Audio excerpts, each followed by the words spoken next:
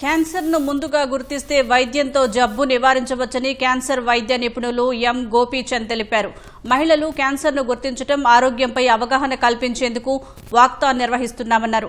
Vijayawada HCG cancer centre, Eenadu FM 91.9 కలిసి ప్రపంచ cancer day ఫిబ్రవరి 4న BRTS రోడ్ నుంచి హెచ్సీజీ క్యాన్సర్ సెంటర్ వరకు వాక్థాన్ జరుగుతోందని తెలిపారు. ఈ వాక్థాన్లో మహిళలంతా పాల్గొని అవగాహన పెంచుకోవాలని పిలుపునిచ్చారు. ప్రతి సంవత్సరం ఫిబ్రవరి 4న వరల్డ్ క్యాన్సర్ డే జరుపుకోవడం జరుగుతుంది ప్రపంచవ్యాప్తంగా.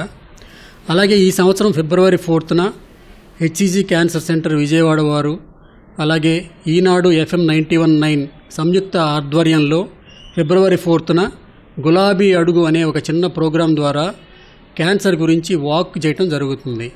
ఈ వాక్ అనేది BRTS రోడ్ నుంచి హెచ్సీజీ క్యాన్సర్ సెంటర్ వరకు జరుగుతుంది. ఈ వాక్ ద్వారా ఏంటంటే మహిళల్లో, ఎస్పెషల్గా సమాజంలోని మహిళల్లో బ్రెస్ట్ క్యాన్సర్ గురించి అవేర్నెస్ తీసుకురావటం, దానివలన కలిగే అపోహల్ని తొలగించటం, అలాగే దీనివలన ఎర్లీ లక్షణాలను గుర్తించి క్యాన్సర్ని త్వరగా గుర్తించి దాని ద్వారా కలిగే నష్టాలని నివారించటం.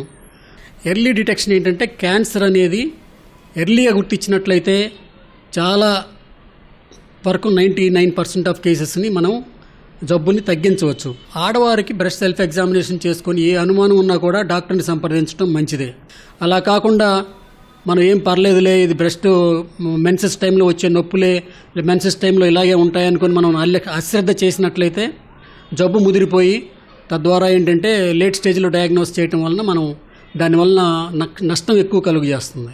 అలా కాకుండా ఎర్లీగా గుర్తించినట్లయితే దాదాపు 99 to 100% ఆఫ్ ది టైమ్స్ మనం జబ్బు నయం చేయడానికి అవకాశం కలుగుతుంది. ప్రజలతో కలిసి ఈ చిన్న సెషన్ చేయటం ద్వారా ఏంటంటే వాళ్ళలో అవేర్నెస్ పెంచి దాని ద్వారా వాళ్ళలో ఉన్న భయాలను తొలగించి త్వరగా జబ్బును గుర్తించి నివారించడం అనేది ఈ క్యాన్సర్ యొక్క ముఖ్య ఉద్దేశం.